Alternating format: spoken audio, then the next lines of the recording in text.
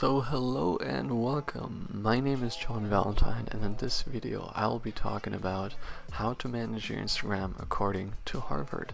So I am not really affiliated with the Harvard Business Review or Harvard, but I am going to be talking about some of the techniques that they are using and they have advised to use in order to grow your Instagram, in order to manage your Instagram, in order to use it.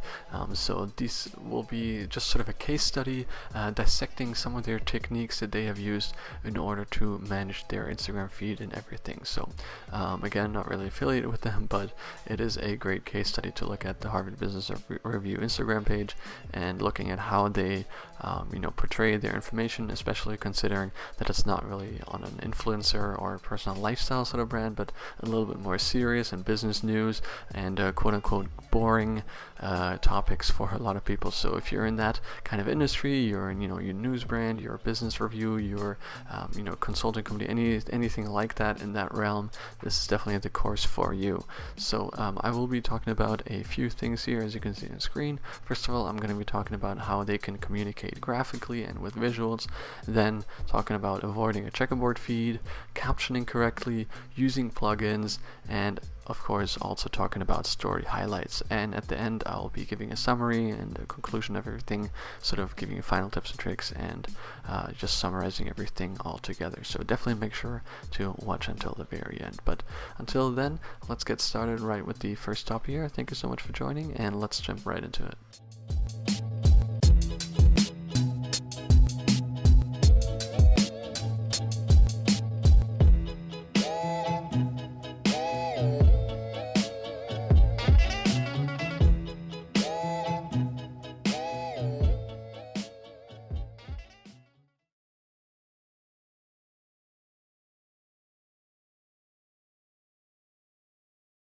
So let's talk about using graphs, and again keep in mind that this is in the context of quote-unquote boring content.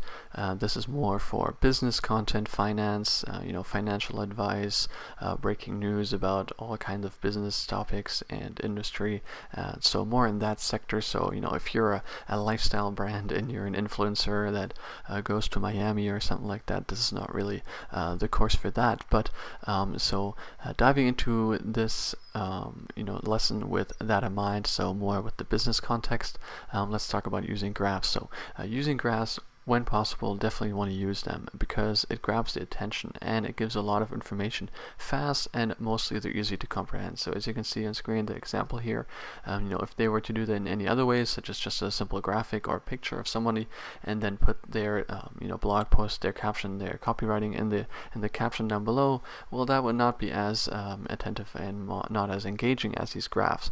And it makes it very easy to also create a call to action with a link to a website.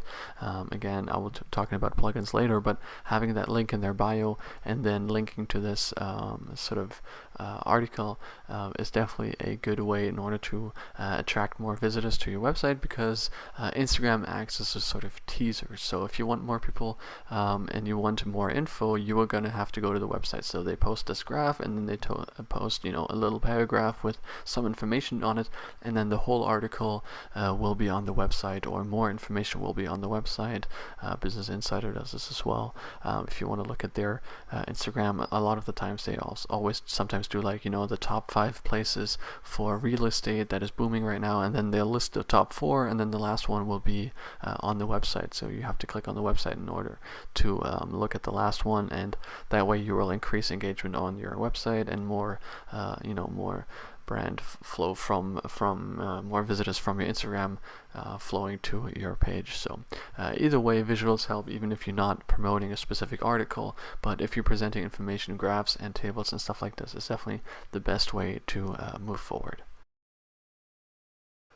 So avoiding checkerboard feeds, what does that mean? Well, if you think about your feed, and by feed I mean basically your profile. So if you click on your profile on the bottom right, if you're on the Instagram app there, and you look at your feed on how it looks at all your posts and stuff like that, you definitely don't want to focus too much on how your feed looks. With some brands, if you look at Starbucks and stuff like that, their brand is very very organized, with the color scheme is all the same. They are sort of always alternating between a recipe and a picture of their employee or a picture of the drink and stuff like that. So that would be called a checkerboard feed, where they're always alternating between certain things. They always post 3 pictures of their employees and then 3 pictures of the recipe and so on. So if you go on, this is just one example, but there's a bunch of other brands as well, especially for consumer products. If you go on their Instagram page, they're often called checkerboard feeds because they're organized in that way, where they always have a consistent posting schedule of certain topics and certain things, and the content is always is often the same in the same order, creating that feel of a checkerboard of what it looks like. And so you definitely, if you're creating this kind of topic and this kind of content in this industry, again, related to business and stuff like that, you don't want to focus too much on how your feed looks. You definitely want to focus more on each post, and you want to focus on the quality of each post. So don't stick to a specific schedule of posting a quote, then a picture, then a quote, then a picture, then a quote, then a picture, then an interview and stuff like that. So don't really focus too much on a specific order or a specific sort of farming mechanism of I will post one quote, then an interview, then an article, then a quote, then an interview, then an article. That is what creates these checkerboard feeds. And so doing this can often create this redundancy and a little bit of less engagement because people are already knowing what to expect. So and not even that, it's just more about the look of your feed. You definitely don't want to focus too much on that. So posting quality, your feed will look good naturally. So if you look at the Harvard Instagram, their Harvard suggests basically don't even stick to a theme color. Staying unpredictable can help. So if you always use gray and always use whatever it is, sometimes that can even be hurtful in a way as well. But if you switch it up with colors and fonts every now and then, that can definitely also help grab people's attention, because sometimes if people get used to your colors and fonts and themes, whatever you're using, sometimes it can sort of get lost and drowned out. But if you're using new colors and new themes every now and then, it can definitely switch up and create a little bit more of an engagement of being like, oh, I wonder why they switch colors, or what is this? I haven't seen this before. But if people get too familiar with your content, then sometimes it can get drowned out. So basically, you definitely don't want to focus too much on creating a consistency with a specific type of content, but just sort of focus on the quality and posting whatever it is that is appropriate on that day and whatever, and just sort of having a feed but not focusing on how the actual feed looks. So definitely something to keep in mind. So let's talk about using line breaks and captions. This is definitely an important part of having an Instagram and managing an Instagram, especially when it comes to this kind of topic, because more often than not, you will have paragraphs and longer captions. If you look on the screen here, these are more common, especially if you're posting, teasers of articles and you're giving part of the article or explanations of graphs or whatever it is that you have. So first of all, long captions have been more popular recently anyways, and if you're creating this kind of content, you will more likely have these captions almost like mini blog posts. So what you want to do is you want to use line breaks, because I'm sure if you're aware, if you have captions, you can't really use the enter button, you can't use spaces, and you can't use really create it in Instagram like that. You need to use another website or an app. So you want to use invisible characters as line breaks. So creating that content in Notes or whatever it is. There's also a website using website line break converters.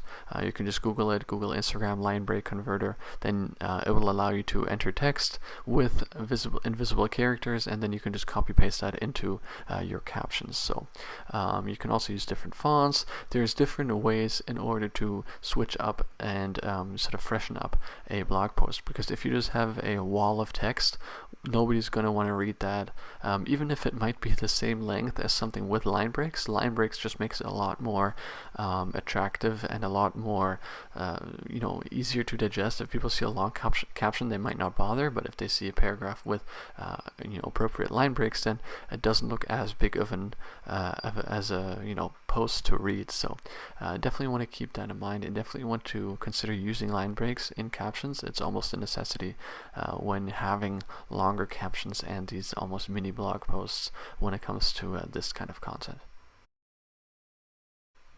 So next, let's talk about using plugins and extensions and other websites. You want each post to have a call to action, especially if you are, leading and managing some kind of website and your Instagram is almost just a social media platform and promotion tool for them, and it's not your main tool, or even if it is definitely a good way to use that in order to sort of lead people to your website. So what you want to do is you can use multiple products. You can use link in bio from later.com, or you can use Linktree. These are not endorsements, these are just mentioning of products. There is a few products nowadays, people creating all their own applications, but these are the most popular ones: link in bio from later.com and Linktree, basically allowing you link in bio, in my personal opinion, especially for something like a news site or something where you have website with different articles, is the best way, because you can click on it on the link in their bio, and then it's almost like the same as an Instagram feed.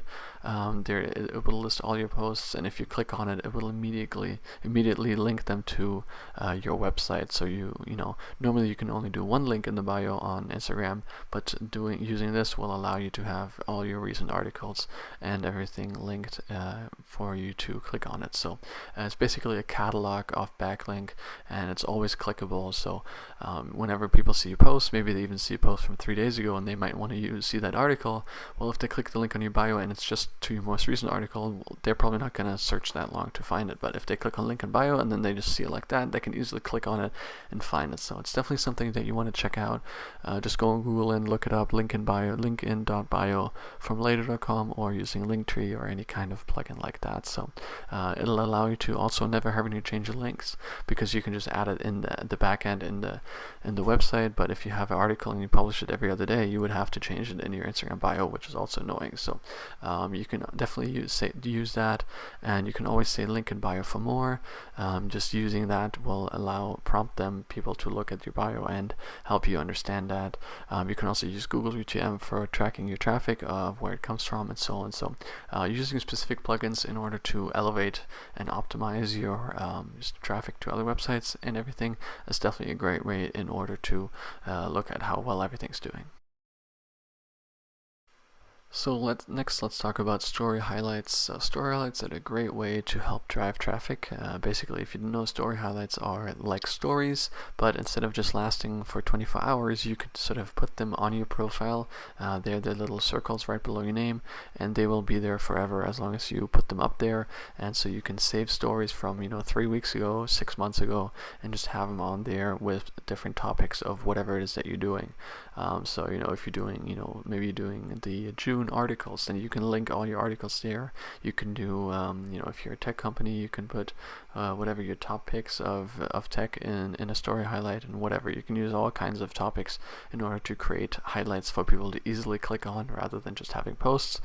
And here are just some statistics. 20% of stories actually elicit a DM from a user, so people swiping up and engaging with that. So it's definitely a great way to help drive traffic, and not just on your social media, but also in general.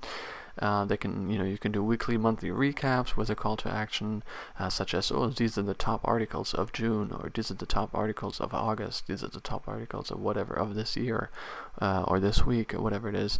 You can use new graphics for each post. So, if you're creating articles and you had a post, then you can create a new graphic for story highlight, and that will also freshen it up and maybe attract other people that didn't click on the post that you had, but will click on the story. So it's definitely a great way to do that. You can also use polls in order to drive engagement.